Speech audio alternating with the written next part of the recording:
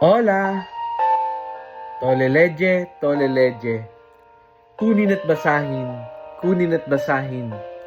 Ako po si Kuya Sam Pagaduan, ang inyong kasama sa ating lumalim at mamungad Gospel Reflection. Ngayon ay February 12, 2026. Ang mabuting balita ng Panginoon ayon kay San Marcos, chapter 7, verse 24 to 30. Noong panahong iyon, nagtungo si Jesus sa lupain ng Tiro at tumuloy sa isang bahay. Ayaw sana niyang malaman na naroon siya, subalit hindi gayon ang nangyari. Ang pagdating niya'y nabalitaan ng isang nanay na may maliit na anak na babaeng inaalihan ng masamang espiritu. Pumunta agad siya kay Jesus at nagpatira pa sa kanyang harapan. Ang babaeng ito'y hentil, tubo sa Syrophonica. Ipinamanhik niya kay Jesus na palayasin ang demonyo na nasa kanyang anak. Ngunit sinabi ni Jesus, kailangan busugin muna ang mga anak.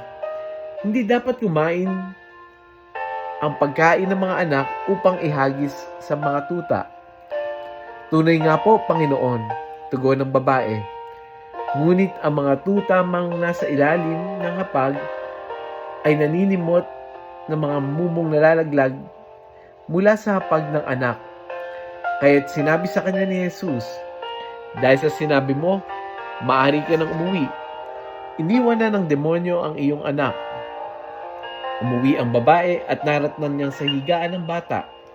Iniwan na nga ng demonyo. Ang mabuting balita ng Panginoon. Pinupuri ka namin, Panginoong Hesukristo. Hola! Magandang araw po, magandang gabi po sa inyong lahat. Sa Gospel, narinig natin, may isang babaeng taga Syrophoenicia na lumapit kay Jesus. Yung babae pong ito, hindi siya Hudyo, hindi siya kabilang sa bayan ng Israel. Siya'y isang dayuhan, isang hentil. Pero may matinding dahilan kung bakit siya lumapit kay Jesus. At yun ay para sa kanyang anak na sinasapian ng masamang espiritu.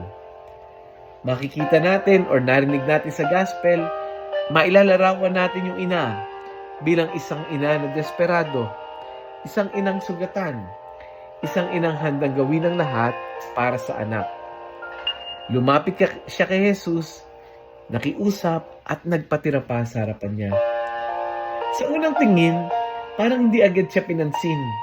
Parang sinubok pa ang kanyang pananampalataya. Sinabi ni Jesus doon sa babae, walang karapatan na kainin yung mga tuta mula sa pagkain ng mga anak. Para bang iniinsulto pa. Pero alam mo, ang galing ng faith ng babaeng ina to. Hindi siya umatras, hindi siya sumuko, nanatili siyang mapagpakumbaba at magtatag. At dahil sa kanyang matinding pananampalataya, pinagaling ni Jesus ang kanyang anak.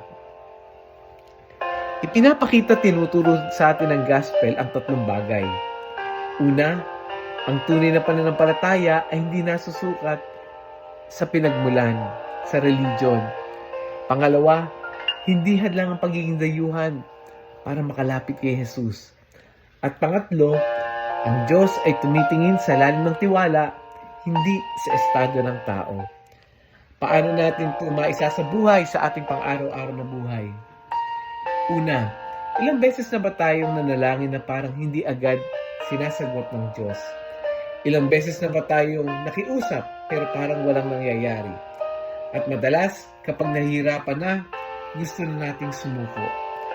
Pero yung babae sa gospel ngayon ay itinuturo sa atin na huwag kang bibitaw kay Jesus.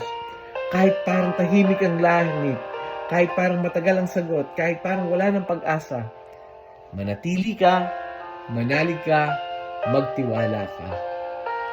Ang pananampalataya hindi sumusuko ay pananampalatayang nakakatanggap ng himala. Let us pray. Panginoong Jesus, turuan mo kami magkaroon ng pananampalatayang hindi madaling sumuko. Tulad ng babaeng lumapit sa iyo, bigyan mo kami ng pusong matatag at mapagpakumbaba. Kapag kami pinanghihinaan ng loob, palakasin mo ang aming tiwala sa iyo. Tulungan mo kaming kumapit kahit mahirap, kahit matagal, kahit hindi malinaw ang sagot. Amen. Huwag tayong bibitaw kay Jesus. Pinakamaganda, bukod sa hindi tayo pagbitaw, i-share din natin yung gospel na ito sa ating mga kaibigan, sa ating mga ka-GC, classmates, kamag-anak, kapamilya.